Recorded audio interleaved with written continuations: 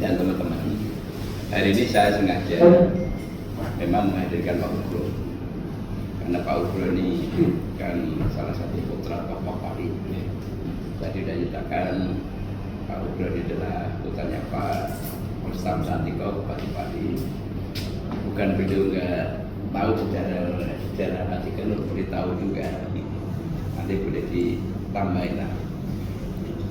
Saya sebagai orang Pati asli itu melihat nasi gandul itu mengkaji sejarah.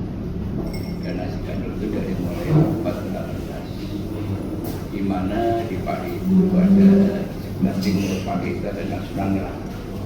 Nah, Sunan Ngerang itu punya pembantu yang namanya Mbah Melet. Mbah Melet itu adalah sebagai pembantu juru masak. Nah, masaknya memang ciri khasnya seperti itu. Nah, setelah itu Mbah Melet itu ketika keluar dari Kasunanan membuka restoran. Nah, restorannya ketika itu sejarahnya itu adalah di Ikul. Terus cara makannya pun juga penyajiannya kayak gini tadi. Ciri khasnya memang harus pakai daun pisang. Dan kemudian juga cara makannya kalau di Pati itu tidak begini. Orang dulu siro di panggung, dengan makan pakai suluh. Nah, suluh itu adalah sendok dari jauh. Terus berkembang sampai sekarang ini. Oleh karena itu saya kebetulan ini kan bersama teman-teman terkejut karena tiba-tiba ada salah satu tokoh Pati yang Pak Wardoyo ini yang membuka restoran yang saya anggap ini agak prestisius gitu, karena ini kan wilayahnya kan lokasinya ini kan lokasi yang premium, berani buka begini besar.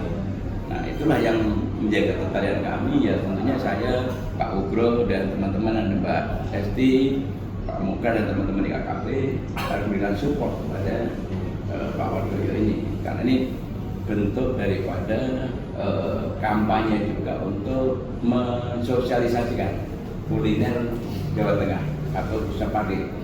Sebetulnya ada satu lagi yang Pati itu terkenal di samping kuliner nasi gandul, yaitu mangut kepala ikan mayung. Tapi yang memang betul-betul bersejarah itu ya nasi gandul itu. Oleh karena itu warung nasi gandul harmonis ini saya anggap satu terobosan baru ya. Kan ini adalah keberanian seorang tokoh Pati yang berani buka di tempat yang satu di sini, dan ini mahal ini kalau dibangun gedung untuk apartemen juga lebih mahal lagi nilainya. Nah, kan juga sebuah ini besar sekali. Nah, ini bagus sekali karena dia juga punya cita-citanya adalah ingin bagaimana mempromosikan kuliner Pati ini. Dan dia tidak banyak yang tetap panggilan seperti ini dengan modal yang cukup besar. Kemudian dia berani untuk investasi, saya rasa ini luar biasa. Kalau saya lihat ya, dari visi beliau itu ya, ingin menjadikan destinasi utama untuk memberikan pengalaman kuliner khas Pati, kota Pati. Ini mulia ya.